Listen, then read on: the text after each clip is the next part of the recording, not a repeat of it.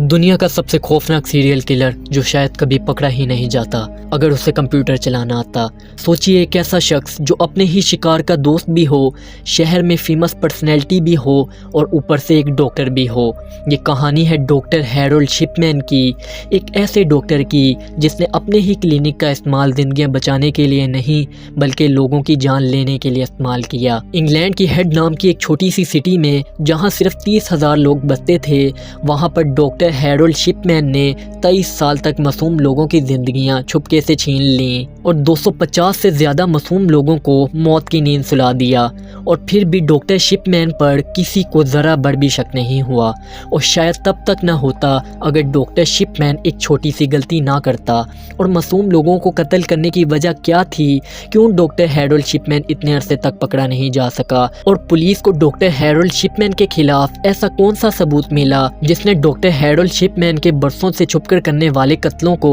ایک ہی پل میں کھول کر رکھ دیا؟ آج ہم بات کریں گے اس ویڈیو میں اسی خوفناک کہانی کے بارے میں۔ راز ضلع کے نیو ویڈیو میں ایک بار پھر سے خوش آمدید۔ ناظرین، ڈاکٹر ہیرولڈ شپ مین اکثر ایسے پیشنٹ کو ٹارگٹ کرتا جو اکیلے رہتے، بزرگ ہوتے اور جن کی موت پر کسی کو شک بھی نہ ہو، اور چالاکی سے doctor Harold ship main in patient کو گھر جا کر بھی ملتا اور ان کی باتیں سنتا، ان کا بھروسہ جیتتا اور ان کے دل کا بوجھ ہلکا کرتا۔ اور کچھ پیشنٹ تو ڈاکٹر شپ مین پر اتنا بھروسہ کرتے کہ اپنے گھر کی چابیاں بھی انہیں دے رکھی تھیں۔ اسی طرح اپنی چالاکی کی وجہ سے ڈاکٹر شپ مین انگلینڈ کی ہیڈ سٹی میں ایک ٹرسٹ وردی ڈاکٹر کے روپ میں فیمس ہو گیا، لیکن اصل میں وہ چالاکی سے ہر پیشنٹ کی روٹین اور گھر کا انوائرمنٹ چیک کرتا تھا۔ کون کب اکیلا ہے، کس کے پاس کتنی دولت ہے اور کس کے رشتہ دار کہاں رہتے ہیں۔ اور جب ڈاکٹر شپ مین کو اچھی طرح تسلی ہو جاتی تو وہ اپنی خوفناک چال چلتا، وہ اپنے پیشنٹ کو ہائی ڈوز آف میڈیسن دے کر مار دیتا،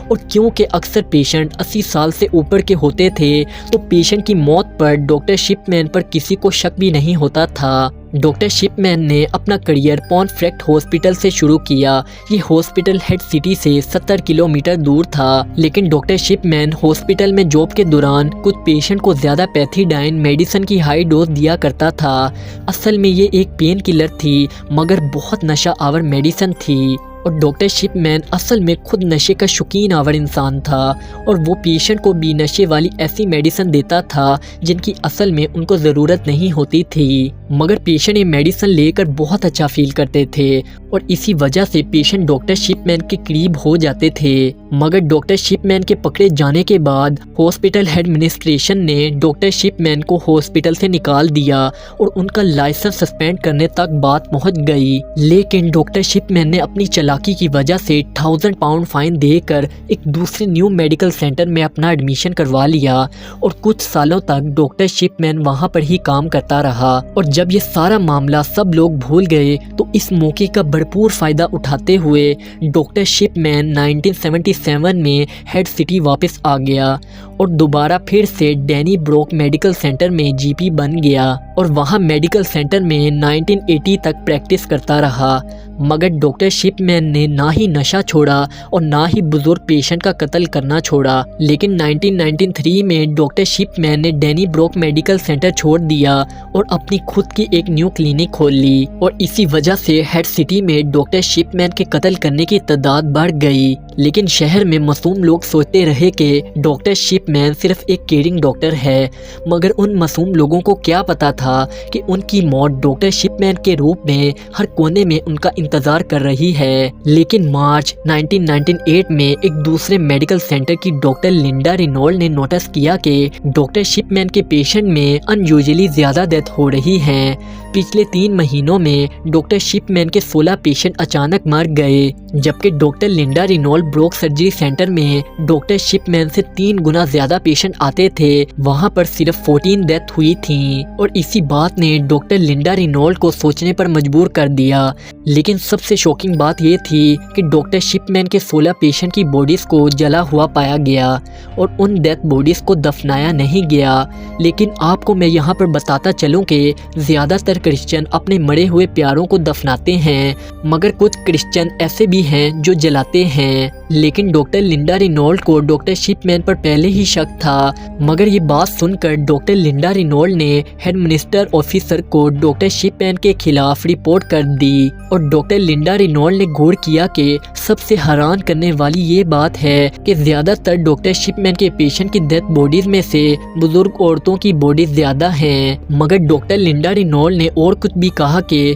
سب سے حیرانی کی ایک اور بات یہ بھی ہے کہ پیشنٹ کی موت کے وقت یا تو ڈاکٹر شپ مین وہاں پر ان کے پاس ہوتا تھا یا پہلی بار وہاں پر آتا اور پیشنٹ کو مرا ہوا پاتا تھا۔ یہ بات کسی طرح بھی ڈاکٹر لنڈا رینولڈ کو نارمل نہیں لگتی تھی، مگر ڈاکٹر لنڈا رینولڈ کا یہ بھی کہنا تھا کہ عام طور پر جب کسی کی ڈیتھ ہوتی ہے تو اس کی باڈی بیڈ یا کہیں زمین پر گری پڑی ملتی ہے۔ مگر ڈاکٹر شپ مین کے کیس میں سب سے عجیب بات یہ سوچنے کی ہے کہ ڈاکٹر شپ مین کے پیشنٹ کی جب موت ہوتی ہے تو ان کی ڈیتھ باڈیز بالکل ٹھیک ٹھاک حالت اور اچھے کپڑوں میں ایک چیئر پر پڑی ملتی ہے۔ لیکن پولیس نے ڈاکٹر لنڈا رینولڈ کی یہ ساری باتیں سن کر انویسٹیگیشن شروع کی تو مگر پولیس کو ڈاکٹر شپ مین کے خلاف کوئی بھی خاص ثبوت نہیں ملا، اور ڈاکٹر شپ مین کے خلاف کوئی بھی ثبوت نہیں ملنے کی وجہ سے یہ انویسٹیگیشن ایک منتھ بعد پولیس نے رکوا دی۔ لیکن پولیس کو ڈاکٹر شپ مین کے خلاف کیسے ثبوت ملتا؟ کیونکہ ڈاکٹر شپ مین کی سب سے چالاکی کی یہ بات تھی کہ جب ڈاکٹر شپ مین اپنے کسی پیشنٹ کو قتل کرتا تو ڈیتھ سرٹیفکیٹ خود ہی سائن کرتا تھا، اور ڈیتھ سرٹیفکیٹ وہ ہوتا ہے جو پیشنٹ کی موت کے بارے میں بتاتا ہے کہ پیشنٹ کی موت کب اور کیسے ہوئی ہے۔ اسی وجہ سے ڈاکٹر شپ مین اپنے پیشنٹ کے ڈیتھ سرٹیفکیٹ میں اپنی مرضی کی رپورٹ لکھ کر اس رپورٹ کو ڈیتھ آفس میں جمع ہونے کے لیے آگے بھیج دیتا تھا، اور اسی وجہ سے کسی کو ڈاکٹر شپ مین پر کسی طرح کا بھی شک نہیں ہوتا تھا۔ لیکن انویسٹیگیشن ابھی بند ہوئی تھی کہ ڈاکٹر شپ مین نے 3 اور معصوم لوگوں کو موت کی نیند سلا دیا، مگر ڈاکٹر شپ مین کو پتہ ہی نہیں تھا کہ اس کے پکڑے جانے کا وقت بھی بہت قریب ہے۔ لیکن ڈاکٹر شپ مین کا آخری شکار ہیڈ سٹی کی ایک عورت 81 ایئر کی کیتھلین تھی، جو 24 جون 1998 کو اپنے ہی گھر میں اچانک مر گئی۔ لیکن حیرانی کی یہ بات تھی کہ یہاں پر بھی ڈاکٹر شپ مین ہی وہ آخری شخص تھا جس نے کیتھلین کو مردہ حالت میں اس کے گھر میں دیکھا، اور ڈاکٹر شپ مین نے ہی اس کے ڈیتھ سرٹیفکیٹ پر سائن کیا اور کیتھلین کی موت کا سبب بھی اولڈ ایج لکھ دیا۔ لیکن ڈاکٹر شپ مین کو پتہ ہی نہیں تھا کہ کیتھلین کی ایک بیٹی ہے جس کا نام انگیلا وڈرف تھا، اور وہ ایک بہت ہی اچھی وکیل ہے جس نے شک فیل کیا کہ اس کی ماں کی وصیت میں صرف ڈاکٹر شپ مین کا ہی نام ہے۔ یہ بات نے کیتھلین کی بیٹی کو سوچنے پر مجبور کر دیا، لیکن ایک اور بات نے کیتھلین کی بیٹی کو بہت ہی پریشان کر دیا، کیونکہ اس کی ماں کے نام 2 گھر تھے، لیکن اس کی ماں کی وصیت میں صرف ایک ہی گھر کا ذکر تھا اور دوسرے گھر کا ذکر نہیں تھا، اور یہ والی بات سے کیتھلین کی بیٹی کو سمجھ آ گیا کہ اس کی ماں کی وصیت کسی اور نے لکھی ہے جسے دوسرے گھر کے بارے میں علم نہیں تھا، اور اب اس کو پکا یقین ہو گیا کہ یہ اس کی ماں کی وصیت لکھی ہوئی نہیں ہو سکتی۔ اور ان ساری باتوں سے کیتھلین کی بیٹی کو پتا چل گیا کہ اس کی ماں کی موت اولڈ ایج کی وجہ سے نہیں ہوئی بلکہ کسی نے اس کی ماں کا قتل کیا ہے۔ اور ان ساری باتوں کی وجہ سے کیتھلین کی بیٹی پولیس کے پاس گئی، اور جس نے دوبارہ سے اپنی ماں کے کیس کی انویسٹیگیشن شروع کروائی تو مگر جب پولیس نے کیتھلین گرینڈی کی باڈی کو قبر کھود کر باہر نکالا اور اٹوپسی کے لیے بھیجا تو پولیس کو معلوم پڑا کہ کیتھلین کی باڈی میں ڈائمورفائن یعنی ہیروئن کے کافی زیادہ مقدار میں ذرات پائے گئے ہیں۔ تو اس بارے میں جب پولیس نے انویسٹیگیشن میں ڈاکٹر ہیرولڈ شپ مین سے سوال کیا تو ڈاکٹر شپ مین نے اپنی جان بچانے کے لیے کیتھلین گرینڈی پر ہی الٹا اتنا بڑا الزام لگا دیا کہ کیتھلین ہی نشے کی عادت رکھتی تھی اور ہیروئن کا استعمال کرتی تھی، اور ڈاکٹر شپ مین نے پولیس کو پاگل بنانے کے لیے ایک اور جھوٹ یہ بھی بولا کہ یہ بات میں نے اپنے کمپیوٹر کے ریکارڈ میں ثبوت کے طور پر نوٹ کر رکھی ہے، لیکن ڈاکٹر شپ مین نے کچھ عرصے پہلے ہی ڈیجیٹل میڈیکل جرنل میں ڈیٹا داخل کرنا شروع کیا تھا اور مکمل طور پر ڈاکٹر شپ مین کو کمپیوٹر چلانا نہیں آتا تھا۔ اسی وجہ سے ڈاکٹر شپ مین کو یہ اندازہ نہیں تھا کہ کمپیوٹر سسٹم ہر فائل کی لاسٹ تبدیلی کی ڈیٹ خود ہی سیو کر لیتا ہے۔ جب پولیس نے اس فائل کی انویسٹیگیشن کی تو پولیس کو پتا چلا کہ یہ فائل انٹریز کیتھلین گرینڈی کے قتل کے بعد چینج کی گئی تھیں۔ اس سے پولیس کو ڈاکٹر شپ مین کے خلاف گرفتاری کے لیے سولیڈ ثبوت مل گیا اور انہوں نے کیتھلین گرینڈی کا اصل قاتل بھی ڈھونڈ لیا تھا، اور ساتھ ہی پولیس کو وہ ٹائپ رائٹر بھی مل گئی جس سے ڈاکٹر شپ مین نے جھوٹی وصیت تیار کی تھی، جس کے کچھ ورڈ کے حروف خراب تھے اور بالکل وہی حروف کیتھلین گرینڈی کی وصیت میں بھی غائب تھے۔ اور 7 ستمبر 1998 کو انگلینڈ کی ہیڈ سٹی کے فیمس ڈاکٹر ہیرولڈ شپ مین کو پولیس نے اریسٹ کر لیا۔ تو جب یہ ساری بات انگلینڈ کی ہیڈ سٹی میں اچھی طرح پھیل گئی تو ان لوگوں نے بھی سامنے آ کر بات کی جن کے عزیز پہلے ہی ڈاکٹر شپ مین کی وجہ سے جان سے جا چکے تھے۔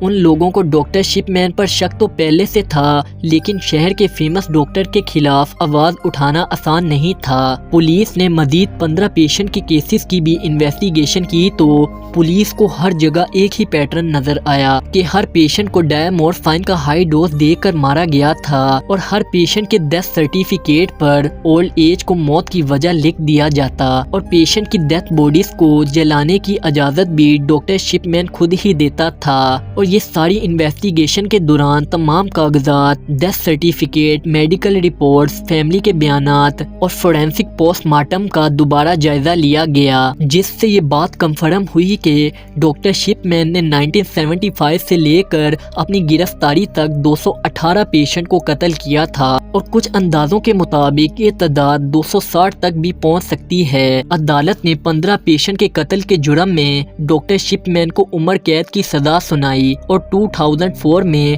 ڈاکٹر شپ مین نے اسی جیل کے اندر بیڈ شیٹ سے پھانسی لگا کر اپنی زندگی ختم کر لی۔ اور ڈاکٹر شپ مین کی موت کے بعد جیل میں ان کے ایک قیدی ساتھی نے کہا کہ ڈاکٹر شپ مین نے اس سے کہا تھا کہ اس نے 508 معصوم پیشنٹ کو قتل کیا تھا، مگر اس بات کی تصدیق کبھی نہ ہو سکی، اور کچھ لوگ ڈاکٹر شپ مین کو پاگل قاتل قرار دیتے تھے، اور کچھ لوگ کہتے ہیں کہ یہ ڈاکٹر شپ مین نے پیسے کمانے کے لیے سارے قتل کیے تھے، جبکہ کچھ لوگ اسے اس کی ماں کی موت کا اثر سمجھتے ہیں، کیونکہ اس کی والدہ کینسر کی پیشنٹ تھیں اور انہیں بھی ڈائمورفائن دی جاتی تھی، اور ماہرین کے مطابق ممکن ہے کہ ڈاکٹر شپ مین اپنے پیشنٹ کو بھی ڈائمورفائن دے کر ان کی آخری سانسیں دیکھنا چاہتا تھا۔ امید ہے راز ضلع کی ویڈیو بھی آپ سب کو پسند آئی ہوگی، اور آپ اسے دل کھول کر لائک اور شیئر کریں گے۔ آپ سب کے محبت بڑے کمنٹ کا بہت شکریہ۔ ملتے ہیں اگلی شاندار ویڈیو میں۔